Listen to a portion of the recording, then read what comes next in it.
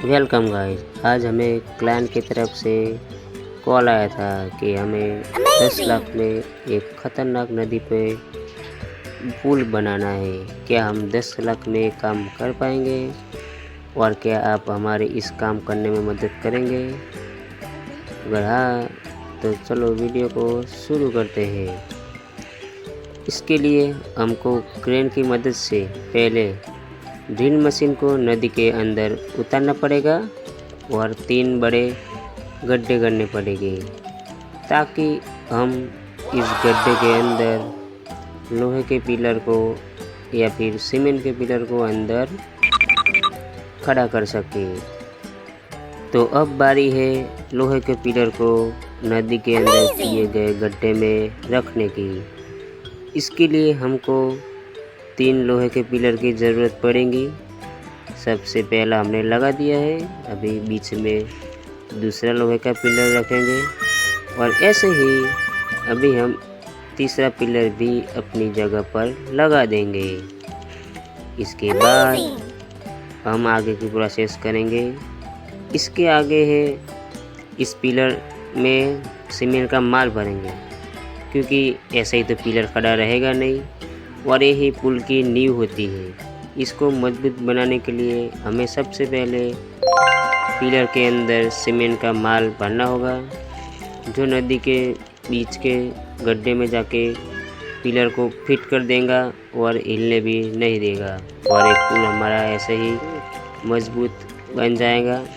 हम बारी बारी तीनों पिलर में सीमेंट का माल भरेंगे, जिससे कि हमारा पुल एकदम मजबूत और बहुत लंबे समय तक टिके। अभी इसके आगे हम पिलर्स और पुल के बीच में जो रोड जैसी सरफेस आती है उसको लगाएंगे ताकि ये एकदम सीधा और मजबूत रहे। और एक पिलर के बीच में 2 ऐसे सरफेस लगाएंगे, यानी कि हमें कुल 4 सरफेस की ज़रूरत पड़ेगी। ऐसे ही हम एक के बाद एक सरफेस लगाते जाएंगे और इसमें दिखते ही हमारा आधा पुल तो बन गया लगता है। दिखने में ही लग गया है कि आधा बन गया है और दिखने में भी बहुत ही बढ़िया लग रहा है। अभी आप जैसे छोटे बच्चे स्कूल में जाओगे और आजू बाजू में कोई प्रोटेक्शन नहीं होगा तो गिर जाओगे, जाहिर सी बात है।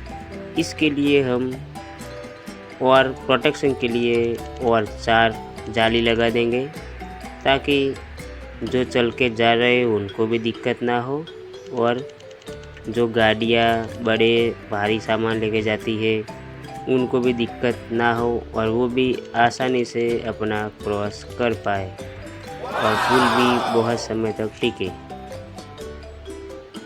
और गाइस, इसी पुल पे लाइटिंग का भी करना पड़ेगा, क्योंकि रात को इस पुल में दिखना बंद हो जाएगा। इसके लिए हमको लाइट का भी ऑर्डर दिया गया है। इसके लिए सबसे पहले हमको दीवार में छेद करना पड़ेगा ताकि हम आसानी से अंदर वायर डाल सके और बिजली का कनेक्शन दे सके। इसके लिए हम ड्रिल मशीन और हथौड़ी और छेने की मदद से दीवार में अच्छी तरह से छेद करेंगे। तो हमने इधर पूरा छेद कर दिया है। इसके आगे है, अभी हमारे सामने 3 चीज़ें आ गई है। वायर है, एक पिन की तरह है और एक नली की तरह है। तो सबसे पहले आप मुझे ये जो गोल जैसा दिख रहा है उसको लगाने में मदद करो। तो सबसे पहले ये हम जो 3 गड्ढे दिख रहे हैं दीवार के अंदर जो छेद है उसमें लगा देंगे। तो अभी इसका काम ख़त्म हो गया है। अभी जो बाकी 2 चीज़ है उसका काम आएगा।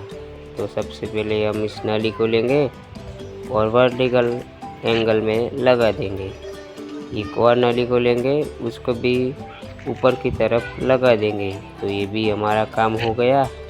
अभी इसके आगे बचा है सिर्फ वायर, पर इसको लगाएंगे कहाँ आप कमेंट में ज़रूर बताएं। इसको लगाने के लिए हमने जो पहले 3 गोल वाला जो था उस लगाया था, उसमें लगा देंगे बारी बारी। अभी हमने वायर तो लगा दिया है, पर ये दिखने में भी बहुत खुला तो लग रहा है, तो इसके लिए हमको सबसे पहले सीमेंट से इसको भरना पड़ेगा ताकि ये दिखे नहीं।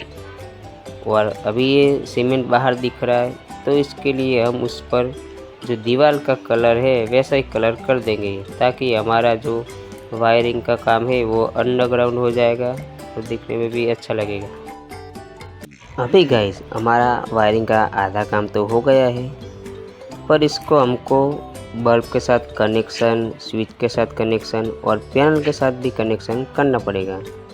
तो सबसे पहले आप हमें बताइए ये बल्ब वाला लैंप कहाँ लगेगा।